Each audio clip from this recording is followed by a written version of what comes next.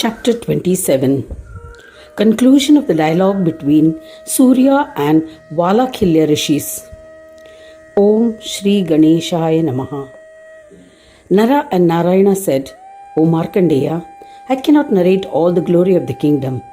You must specifically understand that it is all endowed with Maya. Brahmanda, whose creator is Brahmadeva, whose preserver is Vishnu, and whose destroyer is Hara, Shiva, has been created by Maya. There are such infinite Brahmandas spread all over. O honored one, comprehend that Maya is the Mahakarana, the supreme causal aspect. It is important to understand that all of them, all the Brahmandas are illusory, Maya.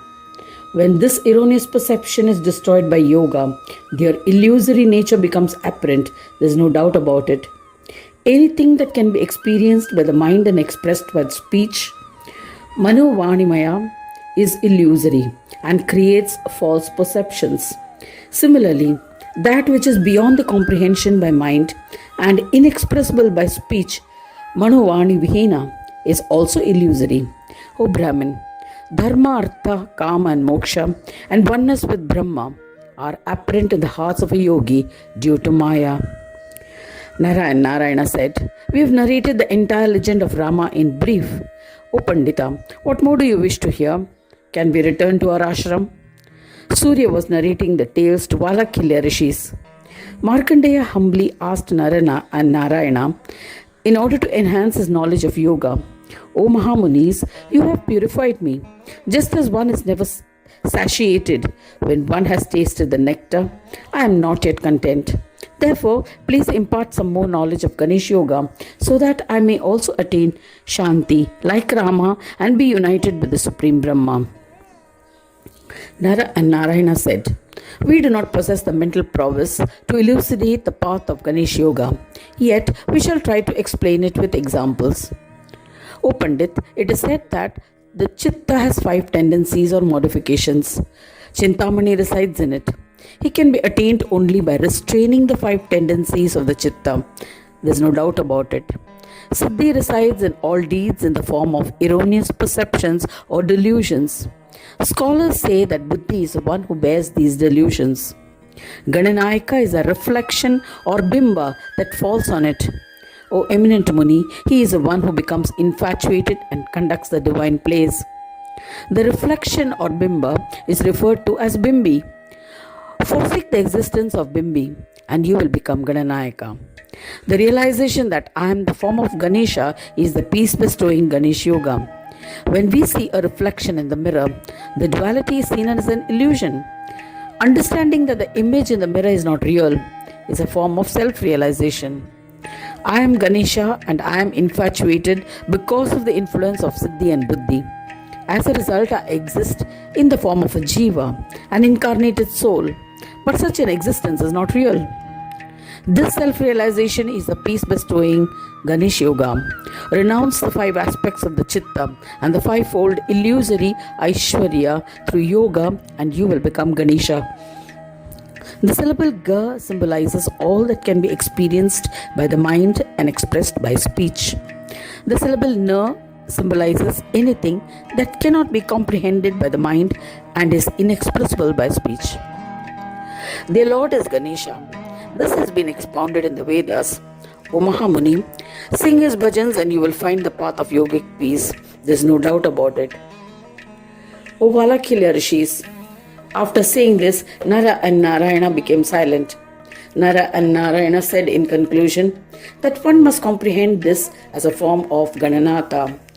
Bowing to him once again, the powerful Markandeya Muni said, O Mahamunis, I am blessed with your darshan. You are the lords and our saviors. Please accept my salutations.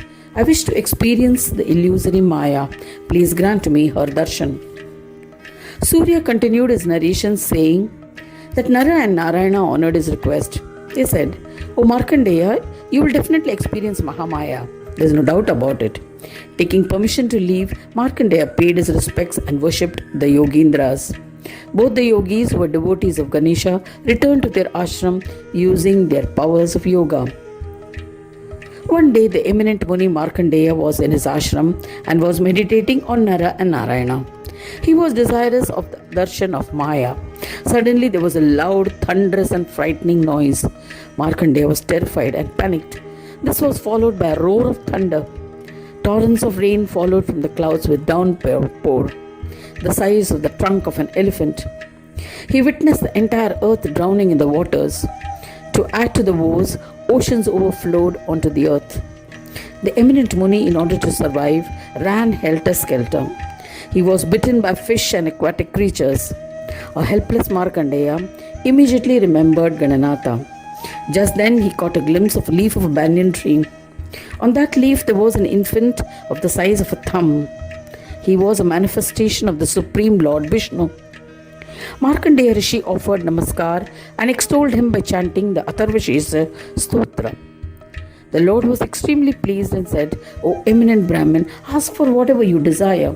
I shall grant it as a boon." Markandeya was delighted and said, "O Lord Vishnu, please grant me the darshan of Maya. Once I have experienced her, I shall forsake her." Vishnu was influenced by devotion of the Muni. He was in the form of an infant and was always ready to protect his devotees. He said, "O Mahamuni Maharshi, visualize Maya through the divine vision of knowledge, Jnana Chakshu, which I have granted to you, being influenced by your bhakti." Then with his newly acquired divine vision, the Jnana Chakshu, Markandeya visualized Maya, which exhibited different existences. O Brahmin, Maya existed everywhere as the all-pervading one who permeated the world. She was constantly infatuating all jivas with her various attributes. The eminent Muni, the Yogindra, saw that in some places the universes were being destroyed, in other places universes being preserved, and in other places they were being created. In some places he saw Brahma in the state of Shunya, void, emptiness or nothingness. It has no shape, no color. It was invisible and without a name. This Brahma is called Shunya Brahma. While in other places he saw the Purna or absolute Brahma. In some places he saw Brahma engrossed in meditation. In some other places, extremely devoted ones were striving to achieve yoga. In some places, people were overindulgent, while at others, Brahmins were striving for liberation from samskar, samsara, the cycle of birth and death, reincarnation, and all the sufferings and limitations of worldly existence. In some places, Ishvara and others were being created. In yet other places, they were being destroyed. At some places, humans who were Ishvara exhibited their prowess.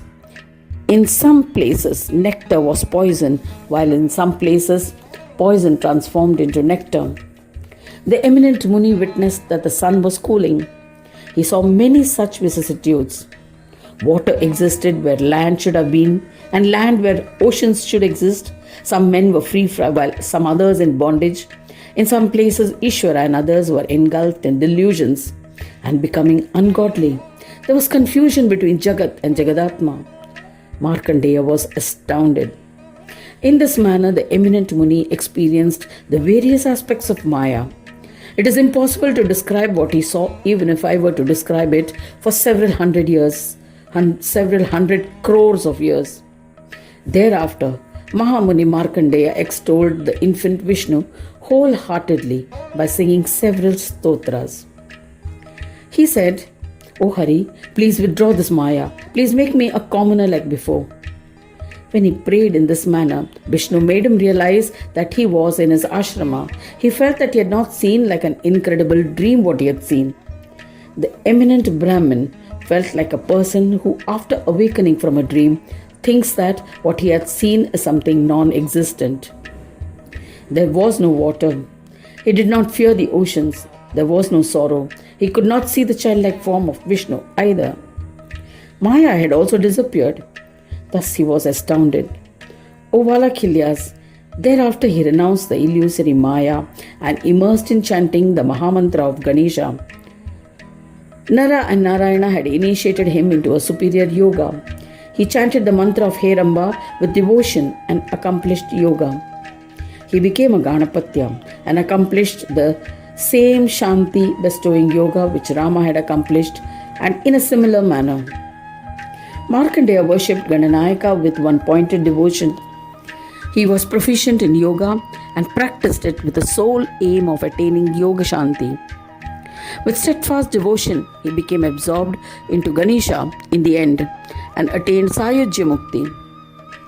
In this manner, many learned ones can be Ganesh devotees. Anyone who listens or reads the legend of Markandeya will not be influenced by the captivating Maya. Lord Heramba is none other than Mahodara. He dwells in the town of Vidyadisha and bestows siddhis to his devotees. O Valakhilyas, therefore, I worship Gananatha, who can be attained by accomplishing yoga. Mudgalacharya continued the narration to Daksha. He is narrating the dialogue between Surya and Markandeya. He said, after listening to the knowledge imparted by Surya, Valakhilyas bowed to him and sang stotras in praise of the one who is the Atma of the entire universe. Valakhilyas paid reverence by joining their hands in prayer and said to Bhanu, O Lord, you have made us accomplished. There is no doubt about it. O Lord, what can we offer you? We surrender ourselves to you. Please accept our love and be satisfied. You are our Guru, our revered teacher. Thereafter, the great ascetics Valakhilyas performed his puja, then proceeded to a dense forest to perform austerities. O Prajapati, in the forest they accomplished yoga, which had been preached to them, and became yogis, venerated by all. They meditated uninterruptedly and worshipped Heramba with one-pointed devotion. By this, they attained yogic peace. O Prajapati Daksha, I have narrated the legend of Heramba, who is an incarnation of Mahodara. In his Amsha form and many of his tale, O devoted one, similarly there are many incarnations of Mahodara. It is impossible for anyone to narrate their incredible legends in its entirety. I have narrated them here in brief. I have recounted the incredible dialogue between Surya and Valakilya Rishis, which is capable of bestowing Dharma, Artha, Kama and Moksha, and union with the supreme divinity. This entire dialogue can bestow immense wealth and is so powerful that it can destroy infatuations. Now, what more would you like to listen to? Thus ends the 27th chapter, titled Confusion of the Dialogue between Surya and Valakhilyas, in the third khanda of the Puran Upanishad, Shriman Mudgal Puran, describing the legends of Mahodara, dedicated to Sri Gajanana. End of chapter 27.